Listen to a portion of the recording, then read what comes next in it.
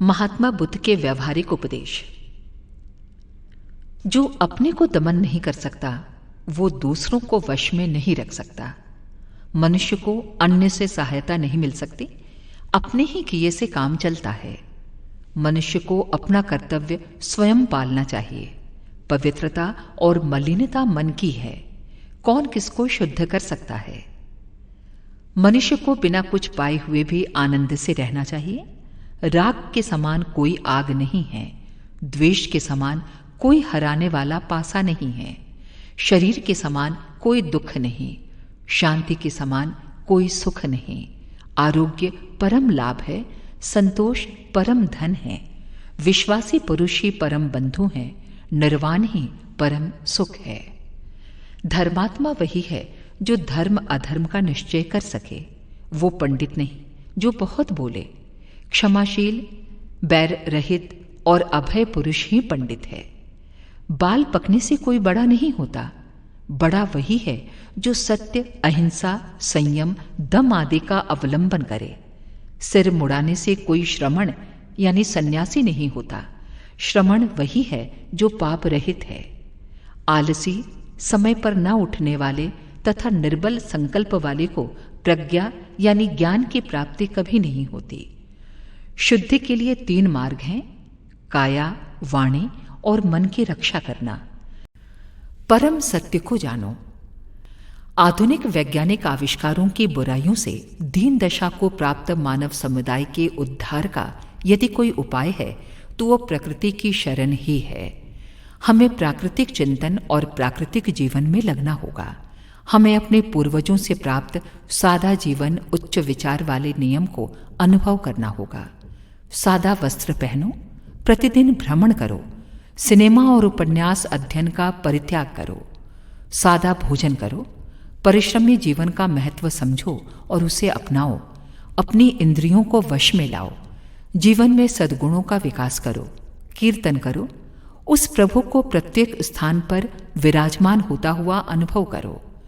दिव्य जीवन व्यतीत करना सीखो और आत्म भाव से समाज की सेवा करो। तुम्हारी मुक्ति का सर्वोत्तम उपाय यही है। तुम्हें जीवन के प्रत्येक क्षेत्र में सफलता मिलेगी। ये एक ऐसी कुंजी है जिससे परमानंद का द्वार आसानी से खोला जा सकता है। जीवन में वास्तविक और स्थायी सफलता की प्राप्ति के कौन से उपाय हैं?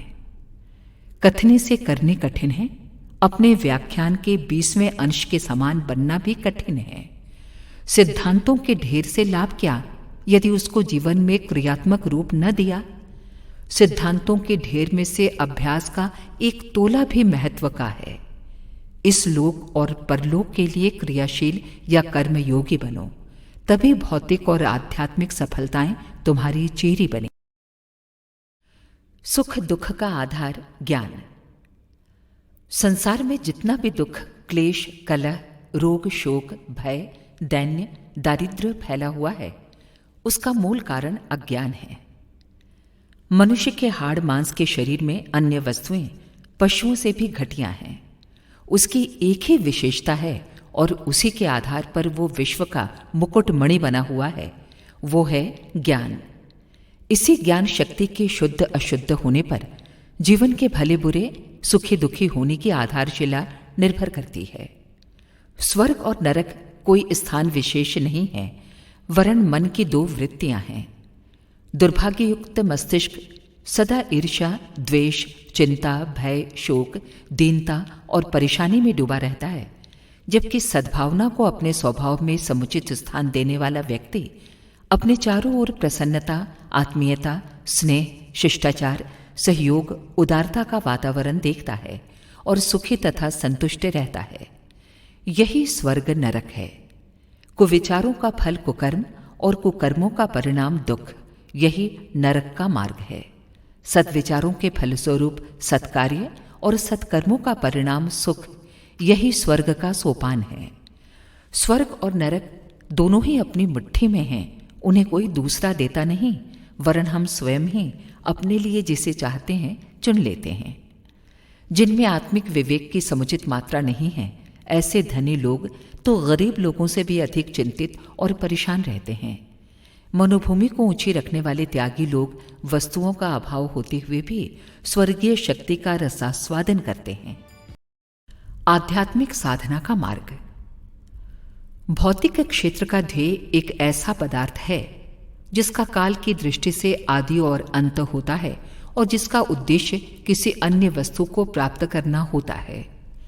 आध्यात्मिक साधना का ध्येय ऐसी वस्तु की प्राप्ति होता है जो सदा रही है, सदा रहेगी और इस समय भी हमारे अंदर में मौजूद है। जीवन के आध्यात्मिक ध्येय को जीवन के भीतर ही ढूंढना चाहिए, जीवन के बाहर नहीं। इसलिए आध्यात्मिक क्षेत्र की साधना ऐसी होनी चाहिए कि वो हमारे जीवन को उस जीवन के अधिकाधिक निकट ले जाए जिसे हम आध्यात्मिक समझते हैं। आध्यात्मिक साधना का ध्येय किसी सीमित अभीष्ट की प्राप्ति करना नहीं होता जो कुछ काल स्थिर रहकर फिर मिट जाए, वरन उसका उद्देश्य जीवन का ऐसा आमूल परिवर्तन होता है जिससे कि वो सदा के लिए चिरस्थायी महान सत्य को प्राप्त कर सके। कोई साधना तभी सफल समझी जा सकती है जब वो साधक के जीवन को ईश्वरीय उद्देश्य के अनुकूल बनाने में समर्थ होती है, और वो उद्देश्य होता है जीव मात्र को ब्रह्म भाव की आनंदमय अनुभूति कराना। हमारा कर्तव्य है कि हम अपने साधन को इस ध्येय के स्वरूप के सर्वथा अनुकूल बनाएं। इस प्रकार साधन और साध्य में जितना ही कम अंतर होता है, साधना उतनी ही पूर्ण होती है। सत्य व्यवहार की अपार शक्ति। मनुष्य अच्छी तरह जानता है कि असत्य अच्छा नहीं, फिर भी वो उसी में आसक्त रहता है। वो अपने दुर्गुणों को नहीं छोड़ सकता, वो अपने दुर्गुणों को नष्ट करने के लिए प्रयत्नशील नहीं होता। इसका कारण क्या है? अविद्या रहस्यमयी है, बुरे संस्कारों के कार्य रहस्यमय हैं। सत्संग तथा गुरु सेवा के द्वारा इस मोह को नष्ट किया जा सकता है। हे मित्र, तुम स्वार्थ तथा लोभ के उन्माद में झूठे बन गए हो। तुम नहीं जानते कि तुम वास्तव में क्या कर रहे हो। तुम्हारी बुद्धि लोभाच्छन्न है। एक ना एक समय तुम्हारी चेतना तुम्हें कोसेगी। पश्चाताप के कारण तुम्हारा हृदय रक्त रंजित होगा, तभी तुम अपने को शुद्ध बनाओगे।